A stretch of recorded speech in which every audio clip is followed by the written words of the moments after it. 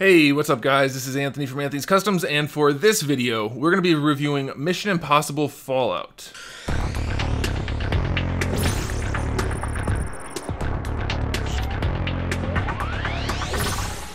So just so you guys have a little bit of background on my thoughts on this whole franchise, I thought the first one was okay. I thought the second one was poo-poo.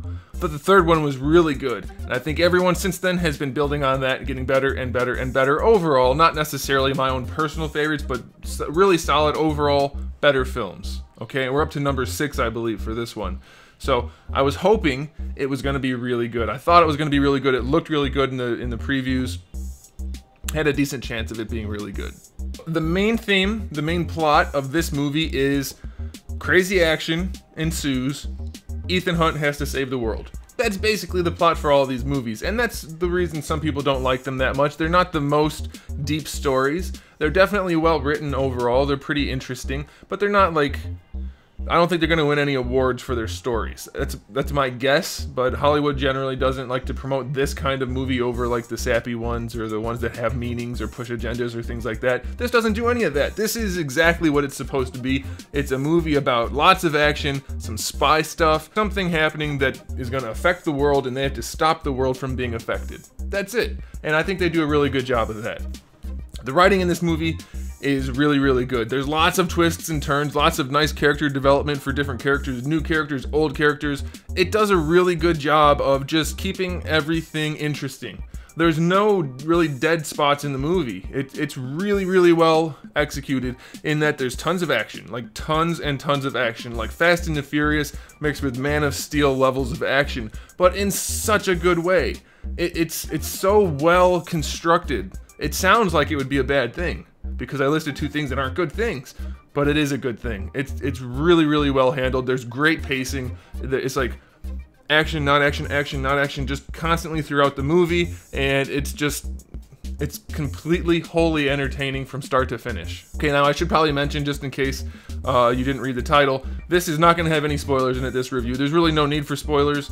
It would ruin the movie, because there's lots of twists and turns and things, and if I talked about spoilers, it would be no good, and it doesn't need to be talked about for the sake of the review, so we're just going to leave that out there. So, okay, you're good to go to watch this if you want to.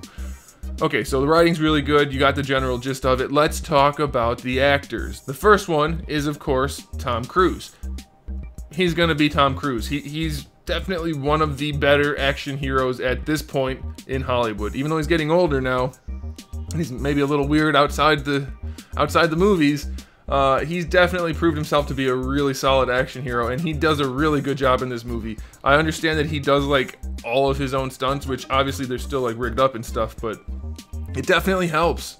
It helps. He does a really good job in this movie. It's completely authentic. It's believable, even though it's completely over the top.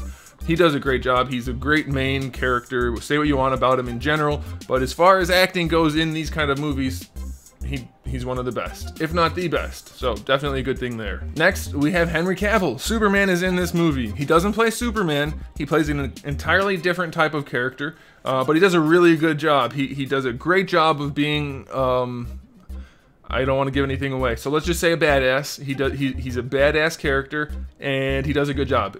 He's convincing. He sells it. It works out perfectly. He's great up against Tom Cruise in whatever capacity he is in, and it's really well done. So that's awesome. Simon Pegg of Shaun of the Dead fame is in this movie, and he does a good job again. I mean, he doesn't have a major role.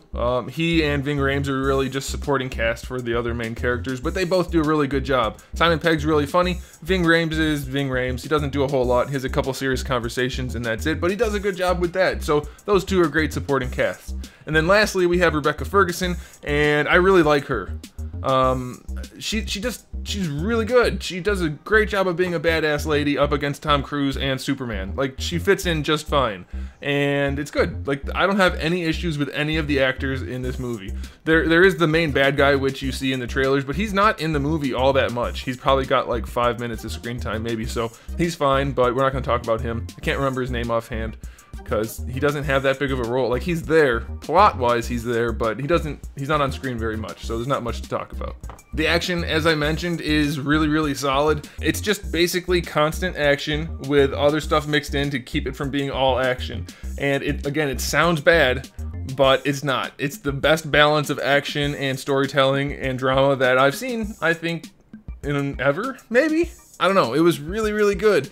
It's completely over the top, and in a good way, though. Like, it's all really realistic. I think it's, like, mostly practical. Like, I don't think it's very much CGI. Obviously, when he's, like, weaving in and out with a motorcycle, most of the cars are probably CGI. But it's kind of hard to describe because there aren't movies that do it like this very often anymore. It's almost no green screen as far as I could tell, or it's just incredible green screen, and it's just, it goes from like 3 different chase scenes to, I don't know, being in cars, motorcycles, airplanes, helicopters, shooting, fighting, spy stuff. It's just everything you could think you could want in a Mission Impossible movie is in this movie. It's just so well handled. It's kind of bad because there's not a lot to say about a movie that does things really well. And when there's bad stuff, you can talk about it and say how it could be better. This is just basically as good as it gets. There's not much for me to say beyond that. So the CGI and the action go hand in hand.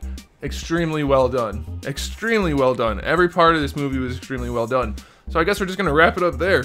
This is easily the best serious action movie this summer, by far. By a whole bunch. Way better than everything else. That's it. It was really, really, really well done.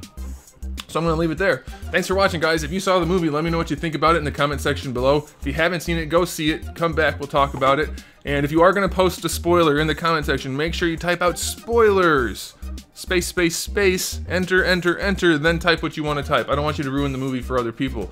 But it was just really good. Go see it. Let's talk about it. And that'll do it, guys. Make sure you subscribe to the channel. I have new videos up almost every single day. We talk about action figures, movies, TV shows, basically everything pop culture. So come back for all that good stuff. Give the video a thumbs up if you liked it. And in the meantime, keep collecting.